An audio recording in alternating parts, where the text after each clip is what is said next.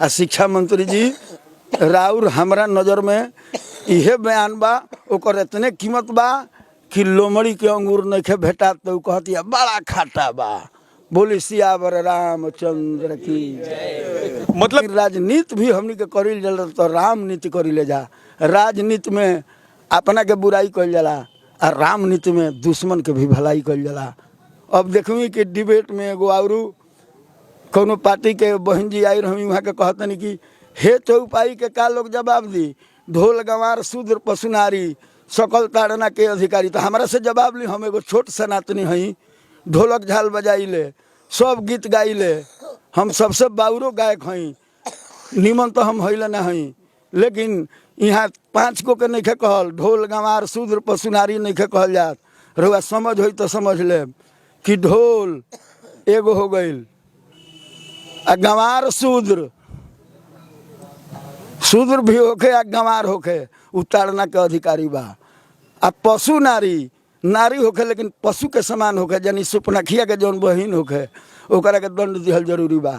तो वो मारे के नहीं कहनी, नहीं कह तुलसीदास जी के दृष्टिकोण बुझी, ढोलक खानी चढ़ावे के कहत नहीं, जे लेखा खींच के ओकर कड़ी हाथ से मार के ओकरा के सुर में लियावल जाला, वैसे ही पशु के भी सुर में लियावल जाला। वैसे ही पशु नारी हो जाओ ओकरा के सुर में लियावल जाला डांट के। BA, BCom, BSc, MA, MCom करें विश्व की सबसे बड़ी यूनिवर्सिटी इग्नू से। सॉल्व असाइनमेंट्स और गाइड बुक्स प्राप्त करें। संपर्क करें Mahakal computers, DAV PG college के पास, पंच मंदिरा मोड़ से दाहिने, सिवान। बिहार के सियासत आजकल गर्म भइल बा और गर्म होखी का है ना, जब बिहार के शिक्षा मंत्री जकरा अंडर में बिहार के शिक्षा के बागडोर बा उ एगो विवादित बयान दे देता। जब वो एगो विश्वविद्यालय के दीक्षांत समारोह में पहुंचता तो मीडिया से संबोधित करत रामायण जैसन ग्रंथ के विवादित बता देता, कहता कि में जाति तोड़े वाला बात बा, समाज के तोड़े वाला चीज बा, और भी तमाम तरह के टिप्पणी होता। ओकरा बाद बिहार में भूचाल आ जाता, राजनीतिक भूचाल, तमाम तरह के बयान एकरा बाद लोग दिले बा। हालांकि शिक्षा मंत्री जी के कहना बा कि जान जाई तो जाई, लेकिन हमें से बदलेम ना। यही पर अपन प्रतिक्रिया देवे खातिर, अपन बात रखे खातिर, अपन पक्ष रखे खातिर सिवान जिला के रघुनाथपुर प्रखंड के निवासी चर्चित व्यास डब्लू बाबा हमारा साथे बानी। डब्लू बाबा के बारे में बता दी कि डब्लू बाबा जौन बानी यहाँ के धार्मिक जौन ग्रंथ बाड़ी से, चाहे रामायण हो गई, महाभारत हो गई, गीता हो गई, एक बहुत बढ़िया से ज्ञान रखेनी। और यहाँ के कार्यक्रम जब होला और में यहाँ के जाके कार्यक्रम में जब कोनो भी वाक्य के कहे नी तो लोग मंत्रमुग्ध हो जाला और बहुत मजबूती से ऊपर अपन बात रखेनी। डब्लू बाबा बहुत बहुत स्वागत बा। धन्यवाद। ई जौन विवादित बयान बाटे हमने के शिक्षा मंत्री जी के, अब यहाँ के शिक्षा कहाँ से ले बनी पता ना, लेकिन ए पर राउर का प्रतिक्रिया बा? जौन वहाँ के कहत तनी कि हमनी के जौन रामायण जौन बा ई हमनी के समाज के तूड़े वाला बा। शिक्षा मंत्री के शब्द से हम बहुत असहमत बनी, बहुत दुखी होके हम डिबेट पर कुछ बोले जा रहा बनी। हम तो एगो छोट मोट लोक गायक हई और वह हमरा के बड़ी ऊंचा चढ़ा बढ़ा के कहनी। और चैनल के धन्यवाद बा। काहे कि मानस के संदर्भ में जब समुद्र पर भगवान खिसियाल बनी तो लक्ष्मण जी से कहतनी कि सटसन विनय कुटिलसन प्रीति, सहज कृपन सन सुंदर नीति, ममता रतसन ज्ञान कहानी, अति लोभी सन विरति बखानी, क्रोध ही सम काम ही हरि कथा, उसर बीज बय फल जाथा। हे लक्ष्मण, सठ से विनय ना करे के, खल से प्रीति ना करे के, आ जौन सहज कृपन होके, उठी सूती कंजूस होके, ओकरा से सुंदर नीति के बात ना बतावे के। काहे कि ओकरा कंजूसई करे के बताओ, नीति वाला काम ना करी, धर्म ना करी। क्रोधी ही सम, क्रोधी से कभी समदर्शिता वाला बात ना करे के। कामी ही हरि कथा, कामी से कबो हरि के कथा ना कहे के। आ यदि कहतानी तो उसर में बीज बोला के समान बा।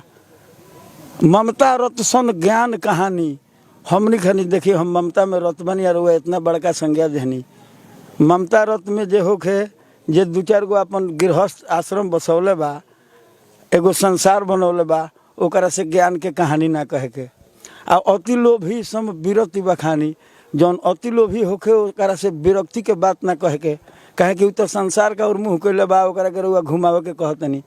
वैसे ही हम वही संदर्भ से लेके शिक्षा मंत्री जी के बात चलतनी कि 60 सन विनय कहतनी भगवान जी समुद्र पर खिसिया के कि 60 हो गइल बा, एकरा से विनय कैल जरूरत नहीं है, एकरा के दंड दिहल जरूरी बा।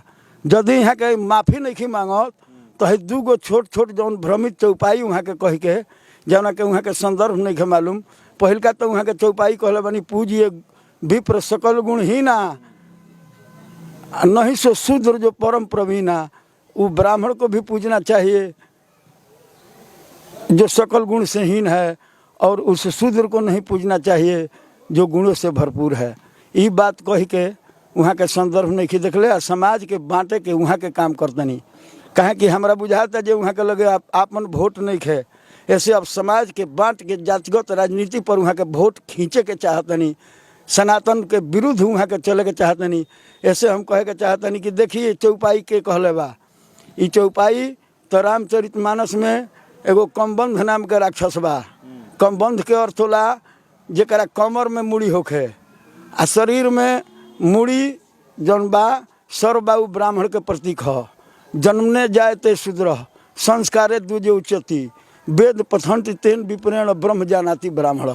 जन्म जे लेला जेही जोनी से जन्मता उ शूद्र बा, ओकर संस्कार भइल जनेऊ भइल तो द्विज के संज्ञा पावेला। वेद के पढ़े लागेला, वेदाध्यायी हो जाला तो ओकरा के विप्र के संज्ञा दियाला। आ जे ब्रह्म जान जाला, ब्रह्म के जान जाला, उ ब्राह्मण हो जाला चाहे कौनो जाति हो। लेकिन जात के भी ब्राह्मण होला।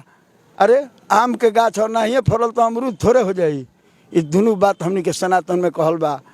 तो वहाँ के एगो चौपाई जौन कहले बनी तो कमबंध के मतलब जरा मुड़ी ना होखे। पूर्व जन्म में वो ब्राह्मण के तिरस्कार कैले रहे, ब्राह्मण विद्रोही रहे। आ तब भगवान जब ओकरा के मरनी बाण से तो कहता जे रउआ कैसन बानी कि हमरा इतना गलती के कैला के बाद भी हमरा के रउआ तारन तारा करतनी। आ दुर्वासा मोहिद्दीन ही सापा, पहिलका जन्म में दुर्वासा ऋषि कि हम एगो गलती को करी गौनी तो हमरा के श्राप दिले, हम गाय के गंधर्व रहनी। तो रउआ कैसन बानी देखी केहू के शिकायत करके ओकरा दुश्मन के रउआ बड़ाई करे तो ढेर खुश होई। ई चापलूसी भगवान के लगे करता कि रउआ कैसन बानी, दीन दयालु बानी कि हमरा गलती कैलो पर से रउआ हमरा के तारतनी। आ एगो मने दुर्वासा ऋषि कैसन रहले कि हतनी मनी गलती पर हमरा के श्राप दिले। भगवान देखनी कि अरे यही से एकरा सर नहीं खे, एकरा कमर में सर बा कि ब्राह्मण के विद्रोही बा। आज भी एकरा ब्राह्मण के द्रोह मन से मेटत नहीं खे। ओकरा दवाई देवे खातिर कहनी कि चुप रह। एगो और चौपाई पहले कहनी कि सापत ताड़त परुष कहनता विप्र पूज्य से गाँव ही समता।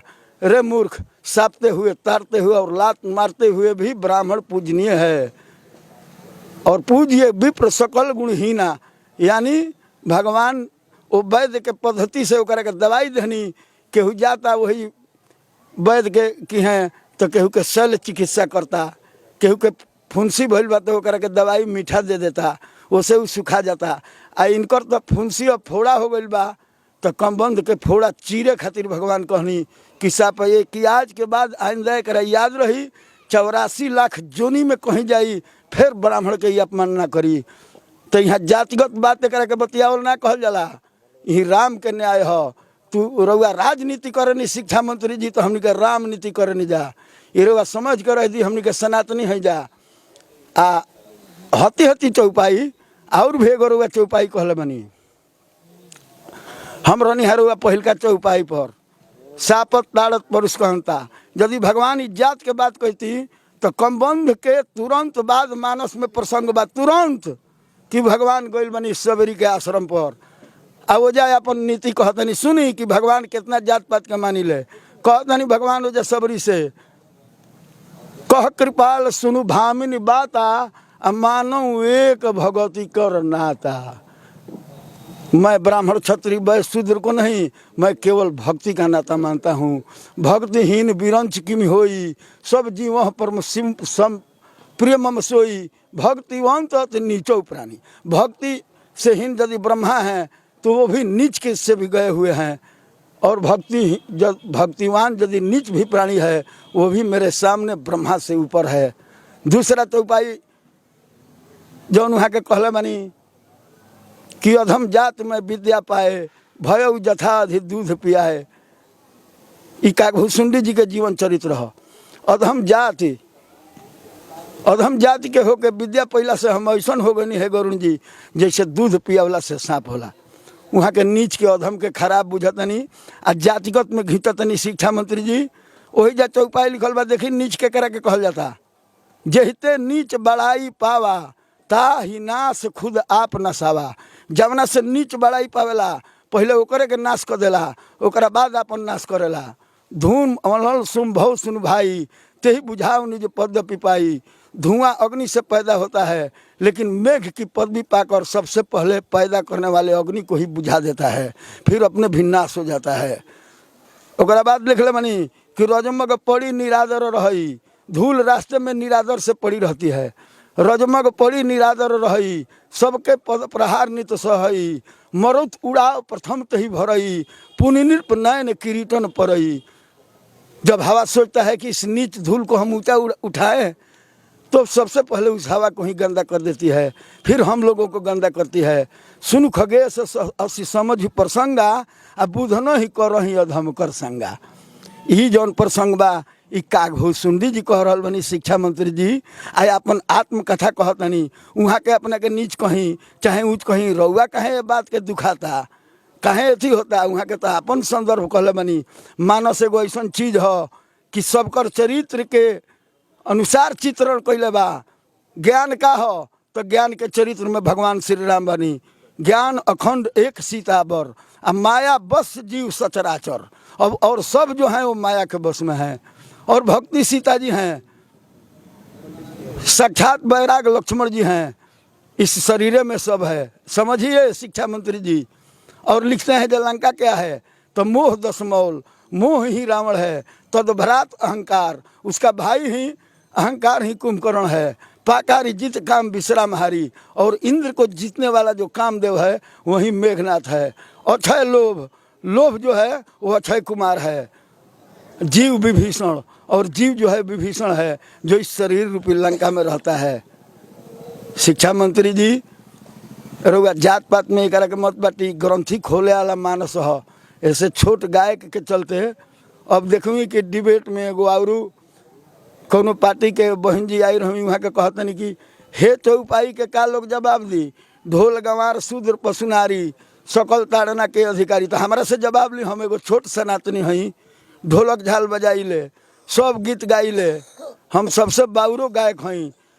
निमन तो हम हईले ना हई लेकिन यहाँ 5 को के नहीं कहल ढोल गंवार शूद्र पशुनारी नहीं कहल जात। रउआ समझ हो तो समझ ले कि ढोल एगो हो गई आ गंवार शूद्र भी होके आ गंवार होके उतारना के अधिकारी बा। आ पशु नारी होके लेकिन पशु के समान होके यानी सुपनखिया के जौन बहिन होके ओकरा के दंड दिहल जरूरी बा।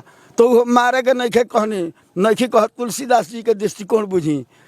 ढोलक खानी चढ़ावे के कहतनी जे लेखा खींच के ओकर कड़ी हाथ से मार के ओकरा के सुर में लियावल जाला वैसे ही पशु के भी सुर में लियावल जाला।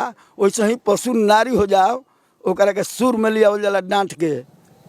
रउआ अर्थ के अनर्थ लगावतनी जौन मानस समाज के सुधारे के काम कैलस। वेद मत शोधी के पुराण सब संतन के भेद भी लगावतो। कपटी कुराही क्रूर कली के कुचाली जीव कौन राम नाम हूँ को चर्चा चलावतो। बेनी कहे मानो हे प्रतीत मानो पाहन ही में कौन प्रेम उपजावतो। भारी भवसागर उतार तो कौन पार जौ पे रामायण तुलसी न गावतो। जौ पे रामायण तुलसी न गावतो। अब देखी ना रामायण में वही में मानस में एगो चौपाई बा कि नारी स्वभाव सत्य सब कहीं बहन जिरवा सुन लेब अवगुण 8 सदा उर रही। नारी के स्वभाव सही में लोग कहले बा कि 8 गो अवगुण बराबर ओकरा में रहेला। तो जानता नहीं ई मानसे के हो लेकिन दृष्टिकोण देखी जे के कहता ई रावण कहता मंदोदरी के कहता तो रउआ तुलसीदास के मिला देव। रउआ बुझात नहीं खे हम लास्ट में इतने कहें कि रउआ सामूहिक आके क्षमा मांगे के पड़ी, मुख्यमंत्री जी के क्षमा मांगे के पड़ी, तब राउर माफ होई। न तो भगवान के विरोध में गईला से वह सुख वाला बात रावण से जाके कहलस कि बात ही मन ही रिझाई सठ जनिघा लसकुल खीस, राम विरोध नौबर सी शरण विष्णु अज ईस। आ शिक्षा मंत्री जी राउर हमरा नज़र में इहे बयान बा, ओकर इतने कीमत बा कि लोमड़ी के अंगूर नइखे भेटा तो कहती बड़ा खाटा बा। बोली सियावर रामचंद्र की जय। मतलब कि संदर्भ अलग अलग बा, ओकरा के गलत तरीका से पेश कइल गेल बा और कहीं ना कहीं शिक्षा मंत्री जी के अल्प ज्ञान के दर्शावता। लेकिन एगो सवाल आवता ब्यास जी, जहां बिहार में जातिगत जनगणना हो रहल बा, गिना रहल बा कि कौन जात कितना बा, आ ओकरा बाद राजनीति हुई, तो ओजा अगर यहाँ के बयान दे के जातिगत राजनीति करतनी तो बिहार में कुछ नया तो नहीं करत। तो कहत बानी कि सनातन के जब गठबंधन जे भी खिलाफ हो जाला, अभी कहनी आना जब ब्रह्मा विष्णु महेश के शरण में गईला पर भी ओकर कल्याण नहीं का, वो भोटनु के निये से जुटाई। जौन काम केंद्र में शुरू ना भइल तो आगे आगे कह के वोट तो लेवे के बा। हमारा नज़र में यह कर जाति जनगणना बा, आई छोट संदर्भ हो गई, अब तो ये और जात पात में बंट जाई, हमनी के तो केहू पूछ ही वाला ना रह जाई। हमारा नज़र में यह बा कि एकर कोनो महत्व नहीं है। एकर विचार करके केंद्र आ राज्य, हम कोनो राजनीतिक दल से संबंध नहीं रखत, हम खाली अपना रामचरितमानस पर बोले हनी। हाँ, ऐसे कि हम एगो छोट मोट कलाकार हम सब कर हई, हमारा राजनीति से मतलब नहीं है। लेकिन राजनीति भी हमनी के करी जाला तो रामनीति करी ले जा। राजनीति में अपना के बुराई कइल जाला और रामनीति में दुश्मन के भी भलाई कइल जाला। चलिए ब्यास जी, रुआ समय देनी और अपन बात इतना बेबाकी से रखनी, एकरा खातिर बहुत बहुत धन्यवाद रुआ के। नमस्कार। तो शिक्षा मंत्री जी, अगर हुआ ज्ञान में अगर बढ़ोतरी के ज़रूरत होके तो थोड़ा सा कुछ एक्सपर्ट लोग से, जानकार लोग से मिली, बातचीत करी तो शायद जौन चौपाइयन के कुछ गिनल चुनल चौपाइयन के रख के जौन रुआ भ्रम पैदा करे के कोशिश करतनी, उ भ्रम ना पैदा होगी। फिलहाल देखत रही मैच बॉक्स।